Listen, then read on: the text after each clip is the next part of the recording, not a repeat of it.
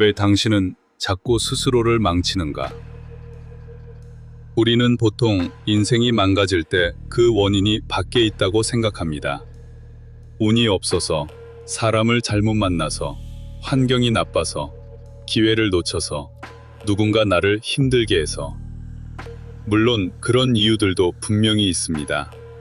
세상은 결코 공평하지 않고 누군가는 정말 부당한 일을 겪기도 합니다. 하지만 아주 냉정하게 들여다보면 많은 사람들의 삶을 가장 오래, 가장 깊게 망가뜨리는 것은 언제나 외부의 적이 아닙니다. 바로 자기 자신입니다. 더 정확히 말하면 자신도 모르는 사이에 반복하는 자기 파괴의 습관입니다. 늘 똑같은 사람에게 상처받고, 늘 같은 실수를 반복하고, 이제는 하지 않겠다고 다짐한 행동을 며칠도 못 가 다시 저지르고, 좋아질 기회가 눈앞에 와도 이상하게 스스로 그 기회를 걷어차 버리는 것. 이것이 바로 사람이 자기 인생을 망치는 가장 흔한 방식입니다. 그리고 더 무서운 것은 이 과정이 아주 노골적으로 일어나지 않는다는 점입니다. 대부분은 나는 어쩔 수 없었어. 그 상황에서는 누구나 그랬을 거야. 지금은 너무 힘들어서 어쩔 수 없어. 이런 말들 속에 숨어서 진행됩니다. 그래서 사람은 남에게 당하면서도 실은 동시에 자기 자신에게도 지고 있는 경우가 많습니다.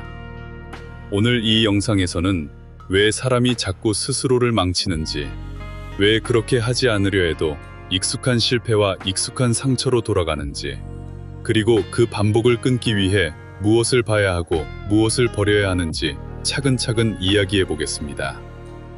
어쩌면 이 영상은 조금 불편할 수 있습니다. 왜냐하면 여기에는 남 탓만으로는 설명할 수 없는 진실이 들어있기 때문입니다. 하지만 바로 그 불편함 속에서 삶이 바뀌기 시작합니다. 1. 사람은 왜 자기 자신을 해치는가? 우리는 보통 자신을 사랑한다고 생각합니다. 적어도 겉으로는 그렇게 믿습니다. 그런데 정말 자신을 사랑하는 사람이라면 왜 반복해서 자기에게 해로운 선택을 할까요? 왜 알면서도 늦게 자고, 과식하고, 화를 참지 못하고, 끊어야 할 관계를 못 끊고, 해야 할 일을 미루고, 하지 말아야 할 말을 하고, 결국 자기 평판과 건강과 미래를 조금씩 갉아먹을까요? 이 질문에 대한 답은 의지가 약해서만으로는 충분하지 않습니다. 문제는 의지가 아니라 내면의 구조입니다. 칼 융은 인간의 마음속에는 의식적으로 알고 있는 나만 있는 것이 아니라 내가 인정하지 않으려는 나, 숨기고 싶은 나, 두려워서 외면하는 나도 함께 존재한다고 보았습니다. 그림자, 즉 섀도우입니다. 사람은 이 그림자를 외면할수록 오히려 그 그림자에게 조종당합니다. 겉으로는 나는 괜찮아, 나는 침착해, 나는 남에게 피해 안 줘 라고 말하면서도 속으로는 버림받을까 두렵고, 인정받지 못할까 불안하고, 남보다 작아 보일까 초조하고, 상처받기 전에 먼저 망쳐버리고 싶은 충동을 가지고 있을 수 있습니다. 그리고 바로 이 숨겨진 감정들이 우리의 행동을 몰래 이끕니다. 그래서 사람은 행복해지고 싶다고 말하면서도 행복이 다가오면 도망칩니다. 안정된 관계를 원한다고 말하면서도 막상 안정된 사람이 다가오면 지루하다고 느끼고, 익숙하게 나를 흔드는 사람에게 끌립니다. 성장하고 싶다고 말하면서도 성장을 위해 필요한 불편함 앞에서는 갑자기 피곤해지고, 다음부터 하겠다고 미루고 결국 예전의 습관으로 돌아갑니다. 즉, 당신이 자꾸 스스로를 망치는 이유는 당신이 멍청해서가 아니라 당신 안에 해결되지 않은 감정이 지금의 삶을 몰래 운영하고 있기 때문입니다. 2. 익숙한 고통은 낯선 행복보다 더 강하다. 여기서 많은 사람들이 놓치는 사실이 하나 있습니다. 인간은 반드시 행복한 것을 선택하지 않습니다. 인간은 오히려 익숙한 것을 선택하는 경우가 많습니다. 설령 그것이 고통이라 해도 말입니다.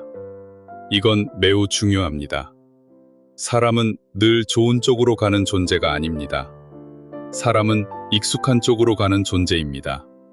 어릴 때부터 무시당한 사람은 존중받는 관계를 어색해할 수 있습니다. 늘 긴장 속에서 살아온 사람은 평온한 순간에 오히려 불안을 느낄 수 있습니다. 사랑을 조건부로 받아온 사람은 아무 조건 없이 주어지는 애정을 믿지 못할 수 있습니다. 그래서 스스로를 망치는 사람들은 실은 고통을 좋아하는 것이 아니라 고통에 익숙해져 있는 경우가 많습니다. 그들에게 평온은 낯설고 낯선 것은 불안합니다. 그래서 무의식은 말합니다. 차라리 익숙한 실패가 낫다. 차라리 내가 먼저 망치는 게 낫다. 차라리 내가 포기하면 버림받는 아픔은 피할 수 있다. 이것이 자기 파괴의 핵심입니다. 실패가 무서운 것이 아니라 변화가 무서운 것입니다. 성공하면 책임이 생기고 건강해지면 더 이상 핑계를 댈 수 없고 좋은 사람을 만나면 더 이상 상처만 탓할 수 없고 내가 정말 바뀌기 시작하면 이제는 내 인생에 대해 내가 책임져야 합니다. 그래서 어떤 사람들은 문제가 해결되기를 바라면서도 문제가 해결되기 직전에 스스로 판을 엎어버립니다. 다이어트를 시작했는데 며칠 잘하다가 폭식하고 좋은 기회가 왔는데 지금은 준비가 안 됐어라며 피하고 좋은 관계가 시작되려 하면 괜히 차갑게 굴고 과민하게 반응하고 사소한 일로 다 망쳐버립니다. 그 순간에는 이유가 있어 보입니다. 하지만 깊이 들어가 보면 그 이유 뒤에는 늘 하나가 숨어 있습니다. 나는 정말 괜찮아질 자격이 있는가?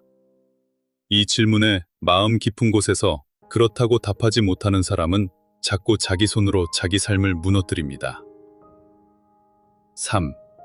자기 파괴는 종종 합리적인 선택의 얼굴을 하고 온다. 자기 파괴는 생각보다 거칠게 오지 않습니다. 오히려 아주 합리적인 얼굴을 하고 찾아옵니다. 오늘 하루쯤은 괜찮아. 이번 한 번은 어쩔 수 없지. 지금은 너무 힘드니까 나중에 하자. 저 사람도 나를 힘들게 했으니까 나도 이 정도는 괜찮아. 이 말들은 다 그럴듯합니다. 그래서 더 위험합니다. 자기 파괴는 대개 파멸하고 싶다는 생각으로 오지 않습니다. 자기 보호처럼 보이는 말로 들어옵니다. 하지만 사실은 지금의 불편함을 피하기 위해 미래의 나를 희생시키는 행동입니다. 당장의 외로움을 견디지 못해서 분명 나를 소모시키는 관계에 다시 연락하고 당장의 불안을 견디지 못해서 해야 할 일을 미루고 당장의 스트레스를 견디지 못해서 몸을 더 망가뜨리는 습관으로 달아나는 것. 그 순간에는 그 선택이 위로처럼 느껴집니다. 하지만 시간이 지나면 그 위로는 대가를 청구합니다. 그리고 그 대가는 늘 큽니다. 자기 파괴의 무서운 점은 한 번의 큰 실수보다 작은 배신의 반복에 있습니다. 하루만 더 미루자. 오늘만 참지 말자. 이번만 원칙을 깨자. 이번만 예외를 두자. 이 작은 예외들이 쌓이면 결국 사람은 자기 자신에 대한 신뢰를 잃습니다. 그리고 이건 치명적입니다. 남이 나를 믿지 않는 것보다 더 무서운 건 내가 나를 못 믿게 되는 것입니다. 내가 한 약속을 내가 자꾸 어기면 내 마음은 결국 이렇게 결론 내립니다. 저 사람, 그러니까 나 자신은 결국 말만 하고 행동은 못하는 사람이야. 그 순간부터 자존감은 떨어지고 행동력은 약해지고 인생은 점점 더 흐릿해집니다. 4.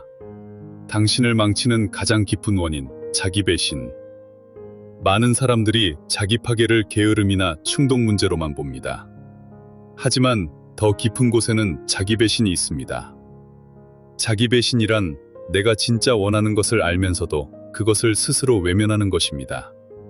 나는 쉬어야 한다는 걸 알면서도 괜찮은 척하고 이 관계가 나를 해친다는 걸 알면서도 외로움 때문에 붙잡고 이 말은 하지 말아야 한다는 걸 알면서도 감정에 휩쓸려 내뱉고 지금 필요한 것은 인정이 아니라 회복이라는 걸 알면서도 계속 남의 시선을 쫓습니다.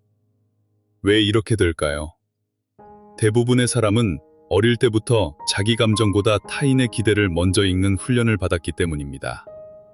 착해야 하고 참아야 하고 실망시키면 안 되고 문제 일으키면 안 되고 좋은 사람으로 보여야 한다는 압박 속에서 살다 보면 점점 나는 무엇을 원하는가 보다 남이 나에게 무엇을 기대하는가를 먼저 생각하게 됩니다.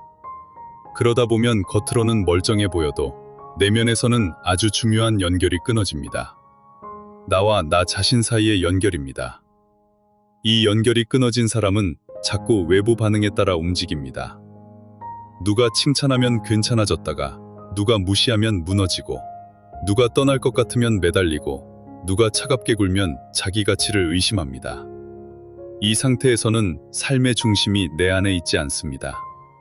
그러니 당연히 작은 사건에도 흔들리고 그 흔들림을 견디지 못해 또 충동적인 선택을 하고 그 선택 때문에 후회하고 후회 때문에 자책하고 자책 때문에 다시 자기 파괴로 도망갑니다. 이 악순환을 끊으려면 먼저 인정해야 합니다. 당신은 단순히 실수를 반복하는 사람이 아니라 오랫동안 자기 자신을 배반해온 사람일 수 있다는 것을. 이 인정은 아프지만 바로 여기서 회복이 시작됩니다. 5.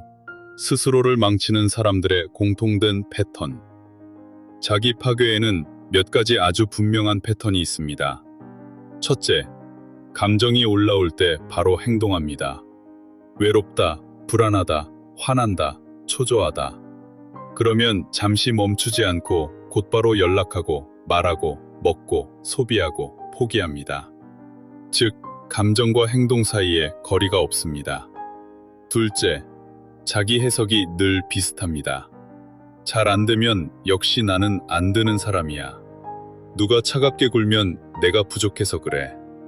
문제가 생기면 결국 또 이렇게 됐네? 이런 해석은 단순한 생각이 아닙니다. 삶을 끌고 가는 스크립트입니다. 셋째, 너무 빨리 포기합니다. 조금 힘들면 이건 나랑 안 맞아. 조금 느리면 소용없네. 조금 어색하면 역시 틀렸어. 하지만 진짜 변화는 늘 어색하게 시작됩니다. 초반의 불편함은 실패의 증거가 아니라 새로운 구조에 적응하는 과정일 뿐입니다. 넷째, 자신을 너무 쉽게 용서하거나 반대로 너무 잔인하게 몰아붙입니다. 이 두 가지는 겉보기에 달라 보이지만 사실 같은 뿌리입니다. 나는 원래 이런 사람이니까 어쩔 수 없어 라는 체념도, 나는 왜 이것밖에 안 되지 라는 자기 혐오도 모두 진짜 변화를 피하게 만듭니다. 하나는 책임을 지지 않게 만들고 다른 하나는 에너지를 빼앗아 움직일 힘을 없애버립니다. 그래서 회복에 필요한 것은 자기 합리화도 아니고 자기 혐오도 아닙니다. 정확한 자기 인식입니다. 나는 어디서 무너지는가? 나는 어떤 감정에 약한가? 나는 언제 나를 배신하는가? 나는 무엇을 핑계로 반복을 정당화하는가? 이 질문을 피하지 않는 사람만이 자기 파괴에서 빠져나올 수 있습니다. 6. 삶이 바뀌는 순간은 거창하지 않다. 많은 사람은 인생이 바뀌려면 거대한 결심이 필요하다고 생각합니다. 완전히 새로운 사람처럼 살아야 한다고 믿습니다. 하지만 실제로 삶이 바뀌는 순간은 대개 아주 작습니다. 화가 났을 때 바로 메시지를 보내지 않는 것. 불안할 때 누군가에게 매달리기 전에 10분만 혼자 견뎌보는 것. 하고 싶지 않아도 오늘 해야 할 일을 20분만 시작해보는 것.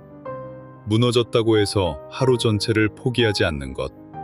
이런 작은 행동들이 자기 파괴의 흐름을 끊습니다. 왜냐하면 자기 파괴는 강렬한 감정이 아니라 자동 반응 위에서 자라기 때문입니다. 그러니 회복의 핵심은 감정을 없애는 것이 아닙니다. 반응을 늦추는 것입니다. 이건 매우 중요합니다. 불안한 사람이 문제가 아닙니다. 불안할 때마다 자동으로 무너지는 패턴이 문제입니다. 외로운 사람이 문제가 아닙니다. 외로울 때마다 자기 가치를 헐값에 넘기는 선택이 문제입니다. 화가 나는 사람이 문제가 아닙니다. 화가 날 때마다 자기 관계를 불태우는 방식이 문제입니다. 당신의 인생은 당신이 어떤 감정을 느끼느냐보다 그 감정이 왔을 때 무엇을 하느냐에 의해 결정됩니다. 그래서 삶을 바꾸고 싶다면 거대한 철학보다 먼저 작은 멈춤을 배워야 합니다. 멈추고, 보고, 이름 붙이고, 선택하는 것. 아, 지금 나는 외로워서 연락하고 싶구나. 지금 나는 수치심 때문에 포기하고 싶구나. 지금 나는 두려워서 화를 내고 있구나. 이렇게 자기 감정을 정확히 보는 순간 당신은 더 이상 그 감정의 노예가 아닙니다. 7. 스스로를 망치지 않기 위해 반드시 필요한 5가지. 그렇다면 이제 자기 파괴의 반복을 끊기 위해 실제로 무엇을 해야 할까요? 첫째, 감정과 행동 사이에 틈을 만드십시오. 바로 반응하지 마십시오. 화가 나면 잠깐 걷고, 불안하면 바로 문자 보내지 말고, 포기하고 싶을 때 10분만 더 앉아 있으십시오. 이 작은 틈이 당신을 구합니다. 둘째, 자신이 반복하는 패턴을 기록하십시오. 무너질 때마다 그냥 지나가지 말고 써보십시오. 나는 언제 흔들리는가? 누구 앞에서 약해지는가? 어떤 말에 과민해지는가? 무엇을 하고 나면 늘 후회하는가? 기록은 감정을 객관화합니다. 보이는 것은 바꿀 수 있지만 보이지 않는 것은 계속 반복됩니다. 셋째, 익숙한 고통을 그리워하지 마십시오. 사람은 이상하게도 자기를 아프게 하던 것에 다시 끌립니다. 익숙했기 때문입니다. 그러나 익숙하다고 해서 안전한 것은 아닙니다. 당신을 무너뜨렸던 패턴은 이번에도 결국 같은 대가를 요구할 가능성이 큽니다. 넷째, 자신에게 신뢰를 회복하십시오. 큰 약속보다 작은 약속이 중요합니다. 매일 3시간 공부보다 매일 20분이 더 현실적일 수 있습니다. 무리한 목표보다 지킬 수 있는 기준을 세우고 그것을 반복해서 지키십시오. 자기 신뢰는 거창한 결심이 아니라 작은 일관성에서 생깁니다. 다섯째, 자신을 정직하게 보되 잔인하게 대하지 마십시오. 자기 인식은 필요하지만 자기 모욕은 필요하지 않습니다. 나는 왜 이 모양이지?가 아니라 나는 왜 여기서 이렇게 반응할까? 라고 물어야 합니다. 비난은 마음을 닫고 이해는 변화를 엽니다. 8. 가장 위험한 순간은 무너졌을 때가 아니라 체념했을 때다. 사람은 누구나 무너질 수 있습니다. 실수할 수 있고 다시 나쁜 습관으로 돌아갈 수 있고 감정에 휘둘릴 수도 있습니다. 문제는 무너졌다는 사실 자체가 아닙니다. 문제는 그 순간 역시 나는 안 돼 라고 결론 내리는 것입니다.